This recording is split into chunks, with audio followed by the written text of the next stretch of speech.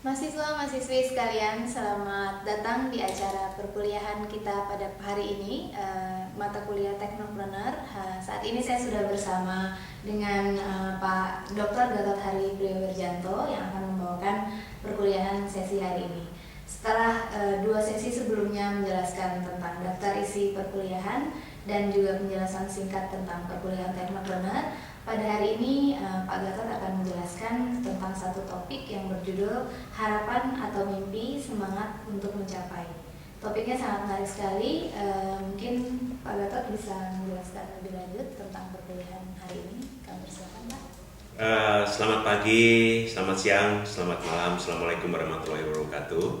Pada adik-adik, kawan-kawan, bapak-bapak yang sudah mengikuti kuliah kami yang terdahulu, pada kesempatan pagi atau kesempatan hari ini kita akan coba bahas tentang bagaimana kita mempunyai suatu harapan atau mimpi di dalam mengembangkan sesuatu hal yang Anda inginkan, dan bagaimana menyemangati atau mengembangkan atau mendorong semangat kita untuk mencapainya dalam satuan waktu tertentu. Dalam hal ini kita harus mempunyai suatu mimpi, apapun mimpinya, dan bagaimana kita bersemangat untuk mencapainya. Dan ayo kita lihat apa yang ingin saya jelaskan dalam kesempatan yang berikutnya ini. Nah, Anda bayangkan kondisi Anda saat ini, dan bagaimana 3 tahun yang akan datang atau 5 tahun yang akan datang, ataukah terserah Anda. Misalkan paling mudah, kondisi saat ini, saya punya sepeda. 3 tahun yang akan datang, apakah saya mungkin punya sepeda motor? Kalau sekarang saya punya sepeda motor, mungkin nggak 3 tahun yang akan datang atau 5 tahun yang akan datang saya punya mobil? Atau kalau Anda sekarang saat ini baru SMA, atau lulus SMA, atau lulus SMK, atau madrasah aliyah, atau paket C, mungkin nggak dalam 3 tahun akan datang, atau dalam 1 tahun yang akan datang, Anda selesai di 1, atau 2 tahun yang akan datang selesai di 2, atau 3 tahun yang akan datang selesai di 3. Atau kemungkinan kalau Anda sekarang nganggur atau masih bisa dibebani pekerjaan lagi, mungkin nggak bekerja dengan gaji yang upah minimum regional, atau mungkin 2 kali UMR. Bagaimana dengan meningkatkan skill Anda sesuai dengan apa yang Anda sukai? Ataupun Anda sekarang jadi pegawai golongan 1 dengan lulusan 1A atau 1B atau 1C. Misalkan Anda kuliah lagi, kemudian pada level tertentu Anda sudah lulus menjadi D3 atau S1, kemudian bisa ada penyesuaian menjadi golongan 2. Atau Anda punya warung atau bisnis apapun juga yang omsetnya kita lihat, atau warungnya 1 dulu, kemudian dalam waktu 3 tahun warung Anda berkembang nggak, punya cabang 3 atau 5 atau 10, atau toko yang sekarang tokonya kecil kemudian bisa punya cabang 3 atau 5 atau 10. Dan yang kemudian kalau Anda punya suatu aktivitas apapun juga, punya omset misalkan 1 juta per bulan, bagaimana Anda meningkatkan omsetnya 3 juta atau 5 juta, bahkan mungkin 25 juta per bulan? Bukan suatu hal yang tidak mungkin. Atau yang anak-anak muda sekarang lah, kalau yang Anda belum punya pacar, Anda bagaimana dalam 3 tahun akan datang sudah punya tunangan atau istri atau suami misalkan. Ini adalah satu kondisi saat ini, dan bagaimana Anda punya mimpi, beberapa mimpi yang Anda kembangkan, Anda tulis di buku Anda atau catatan Anda, dan kemudian bagaimana strategi mencapainya. Iya, menarik sekali ya Pak ya, ini penjelasan Bapak. Saya yakin mahasiswa-mahasiswi sekalian pasti juga punya mimpi untuk ketiga tahun mendatang gitu ya. Cuma masalahnya sekarang adalah bagaimana caranya kita mewujudkan mimpi-mimpi yang tadi seperti Bapak sudah jelaskan. Memang di dalam mencapai mimpi ini kita harus punya semangat. Kalau saya ingin mencapai mimpi saya, dan ini juga punya strategi, bukan ujuk-ujuk langsung jalan terus kemudian bagaimana. Enggak, kita harus punya suatu strategi bagaimana mencapai mimpi-mimpi harapan kita. Salah satunya dengan semangat, dan strategi bagaimana mencapainya.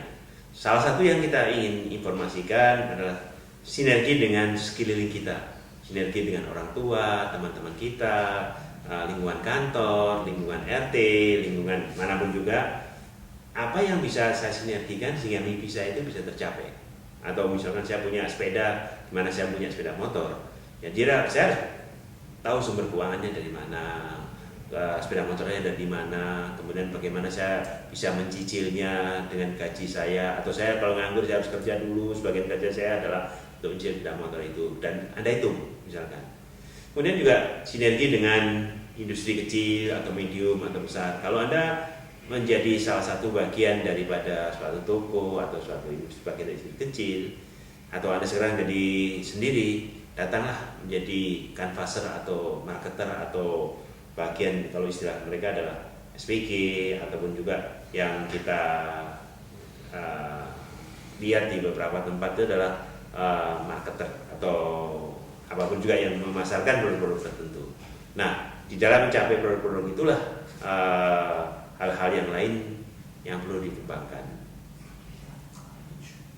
Nah,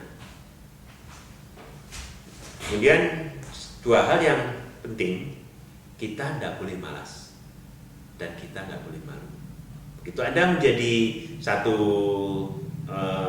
menyatakan saya ingin menjadi entrepreneur atau technopreneur, saya tidak boleh malas bertanya, malas mencari informasi, malas untuk mengembangkan diri dan sebagainya, dan kemudian nggak boleh malu. Kalau Anda mencuri itu harus malu, tapi kalau Anda, Pak, saya mau bertanya kepada seseorang, saya akan bertanya kepada siapapun juga, itu kita nggak boleh malu, karena sama-sama makan, sama-sama tidur 4 jam, makan juga nasi, siapapun juga partner kita atau yang kita hadapi juga sama, tinggal kita berbicara dengan sopan dan ya tanyanya dengan baik dan nggak boleh masalah. Kemudian silakan juga kembangkan ide Anda untuk menggapai mimpi Anda. Pasti setiap orang punya ide yang berbeda. Nah, dalam mengembangkan ide yang berbeda itu, kembangkan inovasi-inovasi gimana menggapai atau bertemu dengan seorang itu jam berapa ketemunya, di mana ketemunya, atau apapun juga bisa kita lihat. Kemudian promosikan produk Anda seluas mungkin. Karena begitu Anda punya suatu produk atau bagian dari suatu sistem, Anda pasarkan mulai dari lingkungan yang di sekeliling Anda, kemudian dari suatu lingkungan ke lingkungan yang lain, regional satu ke regional yang lain. Kemudian itu adalah bagian daripada perluasan jaringan Anda. Kenali orang-orang yang Anda bisa percaya untuk menjadi bagian daripada sistem Anda. Dan ini perlu pengujian terus-menerus tentang kejujuran, tentang inovasi yang pantar Anda, juga tentang disiplin di dalam pelaporan dan keuangan. Karena disiplin mencatat aktivitas dan pelaporan keuangan itu penting sekali kalau kita mau mengevaluasi suatu proses atau suatu proses bisnis. Dan yang paling penting, bedakan uang pribadi dan bisnis. Jangan manfaatkan uang bisnis untuk kebutuhan pribadi dan pribadi untuk bisnis. Anda harus disiplin di dalam mengatur keuangan tersebut untuk menjalankan